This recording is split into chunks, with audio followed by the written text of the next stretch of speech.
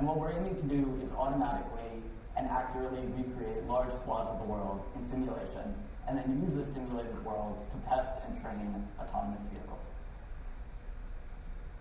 So, first we should talk about how Tesla's approach to self-driving differs. And this may be familiar to those of you who watched our AI Day presentation, highly recommend it, but bear with me.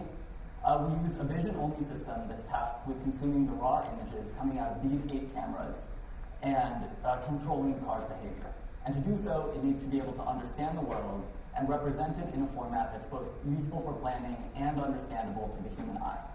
And our vision neural networks do this. They process the images coming out of the cameras into a 3-dimensional vector space comprised of road markings, traffic signals, other agents, and more. And as you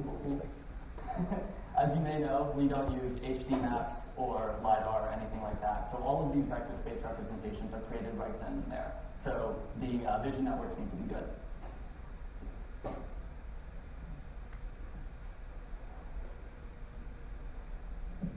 On the positive side, the slides are actually inside the app, so people can still see it. Okay, good to know.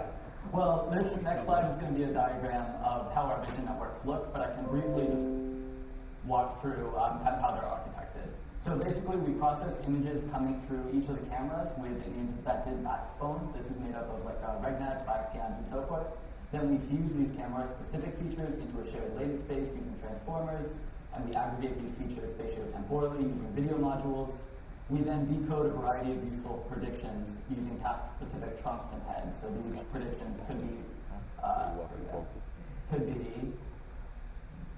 lane markings, object detection, and depth, and so forth.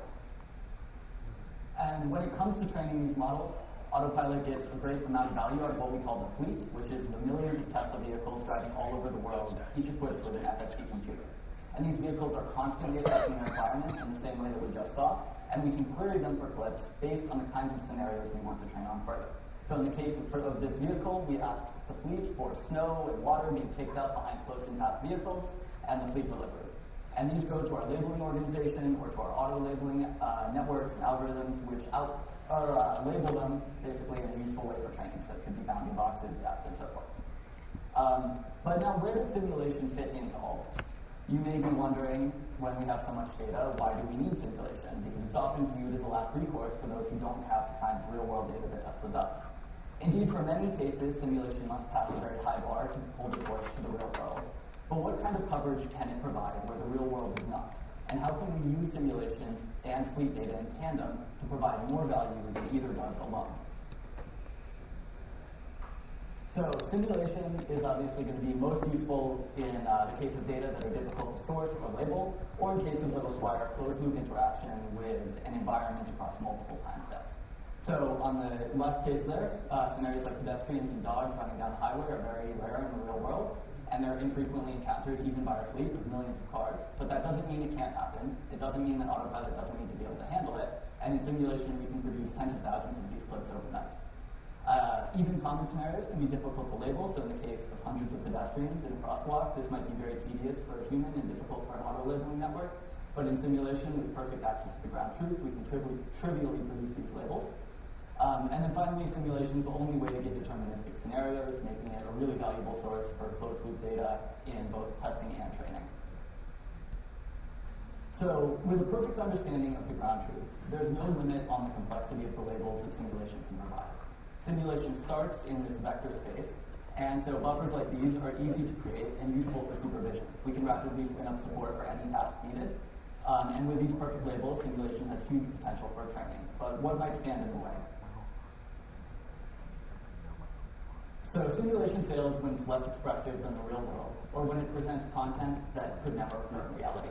And this conceptual bad simulator not only represents a narrow version of reality, so this might be limited times of day, limited locations in the world, but it's also a misaligned one, which may comprise of completely unrealistic scene layouts, unrealistic lighting, or maybe pedestrians running at the speed of cars.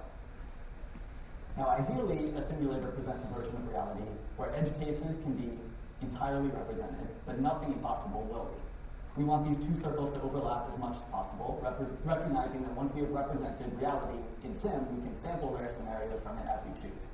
And for these reasons, we hypothesize that theoretically a simulator might be a better source of training data than the real world because you can cover these edge cases more explicitly. But of course, they need to be really aligned. And we call the gap between these two circles the domain disparity. And on the simulation machine learning team, our primary focus is on quantifying and closing it. What does this disparity look like in practice? So one possible realism gap lies in the diversity and presentation of content.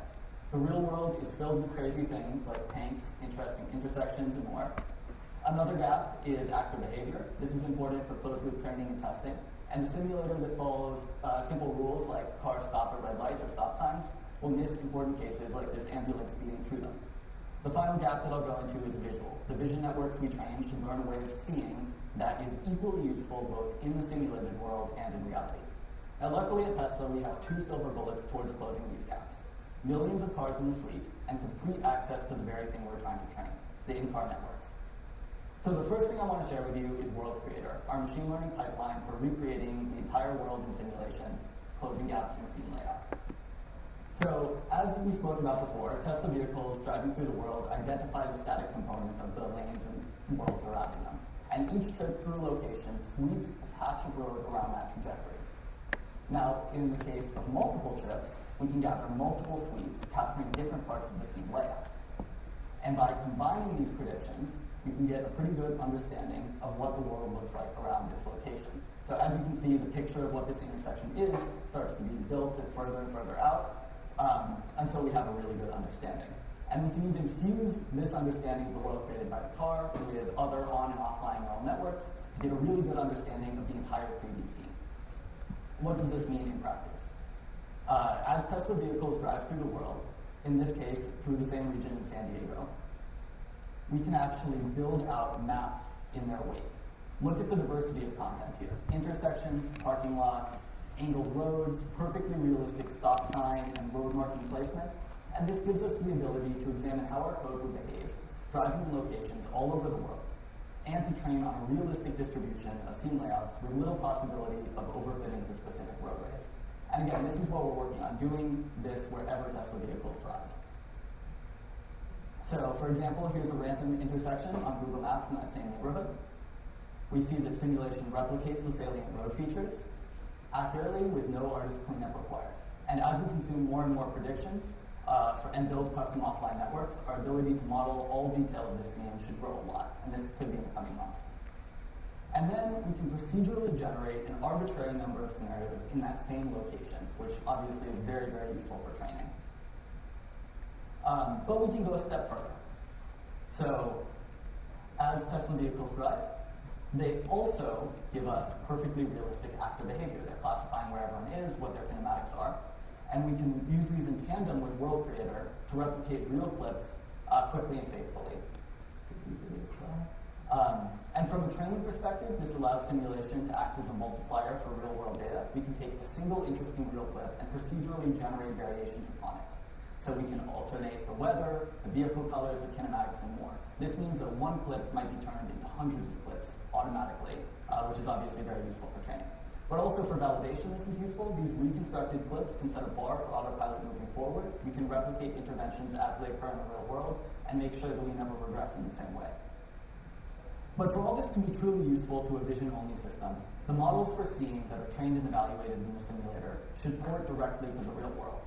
It's worth noting that the final consumer for our enhanced images is not a human. Really, all we care about is visual realism indistinguishable to a trained in-car network. So to understand what this network might care about, we've developed a variety of diagnostic tools. By extracting features after multi-camera fusion across a suite of simulated and real clips, we can quantify the domain disparity between similar clips using a kernel distance. And this would be similar to a FID, KID, or SKVD, but it's in a three-dimensional space. Separately, to visualize these discrepancies in image space and to see how they propagate through the entire network, we've trained ahead on top of that entire in-car model you saw previously. That's basically trying to predict a single bit. For each image, is it simulated or is it real? We have a ton of data to give it, it converges. And then we use class activation methods at the image space features of that model to see how the decisions made there propagate all the way to the decision made in that final bit, and we can identify parts of the world that look simulated. But what if there were, and I should mention that we used these class activation methods to identify a variety of parts of the world that the network thought were simulated, and then we fixed them. with our art team. But what if there were a network that could identify and fix these gaps for us, one that got better over time? We might wonder whether we can use machine learning to make the clip on the left match the visual fidelity of the real clip on the right, but without altering the scene content. And this is important because SIM has a lot of ground truth labels. We want it to be really faithful to these. But for a vision network to be able to understand what's going on, it should look as realistic as possible. Luckily, we have a lot of data to help us in this task. When a sim clip is created, we can feed it to our neural rendering data engine, which finds similar clips coming from the fleet. So we use a sim clip and a matched real clip. Both the simulated and the real clips passed through this pipeline are pooled by metadata, such as location, time of day, vehicle model, and more. And then they're sampled into smaller patches, which will be used for training our neural rendering models. And their perceptual features are evaluated by some components of our in-car networks. These features are used to match the simulated and the real patches in vector space using fast search algorithms. And you can see that the content similarity within the patches matched by this method is actually really high. So on the left we have sim, on the right we have comparable real patches. It's beneficial that the patches be similar because the main difference between them is now only visual fidelity, and we can avoid artifacts resulting from content discrepancy. So I'm not going to talk too much about the architecture of our enhancement network, but it ingests simulated patches and is tasked with enhancing their visual realism without altering their content. And again, that's really important. It incorporates fine-tuned layers from our in-car models, as well as the clever G-buffer encoder and rendering-aware denormalization modules from Richter et al., which leverage rendering buffers like depth, surface normals, and material properties to learn pixel-wise scale and shift operations that allow the network to act more like a rendering function than a content generator. Now, separately, our critic network is going to provide feedback to the enhancement network to tell it where it doesn't look realistic. And if you recognize some of these layers from the diagram of the vision models earlier, you'd be right. We extract features directly from frozen camera backbones and feed them to our learned critic modules. So again, this is looking at how realistic does this look through the eyes of an in-car network. These critic models create multi-resolution heat maps describing the realism of the input, which can be either real or simulated. And they also leverage our powerful in-house segmentation models via an inner product fusion between a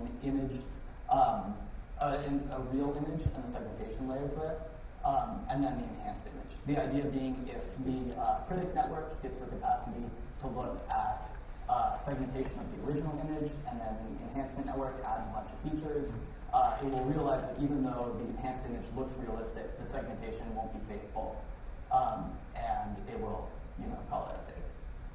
Separately, we also regularize the enhancement network with an LPIC loss to preserve high-level perceptual similarity, and a mean squared error loss across a variety of frozen in-car networks, which ensures that the predictions on the enhanced image do not deviate from the ground truth by more than a calibrated threshold. Another novelty that we introduce is something we call targeted hallucination, which balances the conflicting adversarial and LPIC losses based on the type of object being enhanced. And this allows us to demand that certain parts of the scene look more like they do in the original image while giving more flexibility to the rest.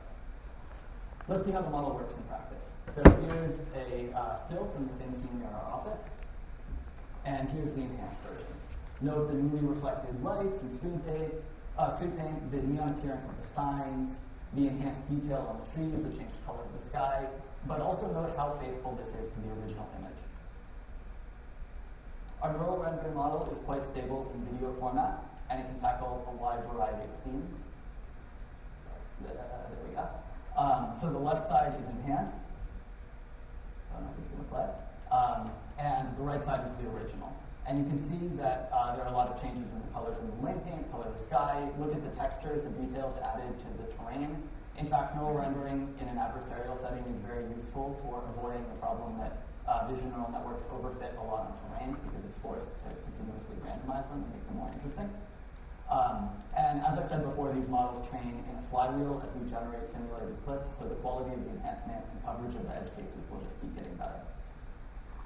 Here is another version of the exact same model, or another look at the exact same pre-trained model. Here we have on the left side the simulated clip, on the right side the enhanced. And you can look at all the saturation added, the bloom to the taillights of this bus, the reflection on the back. I don't know how easy it is to see all these things, but it's really changing the clip in a way that will be noticeable to the in-car network. Finally, the same model here is adding more detail to the terrain, blending the aggressive clouds in the background, and improving the coloration in the trees and so forth. And let's look at how this works in practice. So as we saw before, this network is good at adding bloom and reflection to the taillights and hubcaps. And if we imagine that we are an in-car network tasked with predicting whether a car has its brake lights on, we realize that there really might be a discrepancy between our predictions versus the top image and the bottom. And as we bring these closer and closer together, and again, this top simulated image is already much better than the rough one. But as we bring them closer and closer together, the models that we're learning and evaluating will be more performant comparably on the real and simulated worlds. So all this is to say that simulation is an incredibly powerful tool, but it's not without its downsides, and they must be addressed. Its goal should be to capture and explore the diversity of the world without sacrificing realism along its many axes. By leveraging machine learning and all the data about what the real world looks like and how it behaves, my team aims to create a simulator that does exactly that. We are really just starting to explore all the possibilities here, and we're so excited to share more progress with you in the future. I want to thank my colleagues for helping me on this quest, and we're currently hiring, so anyone who's interested in this kind of stuff, please reach out to me or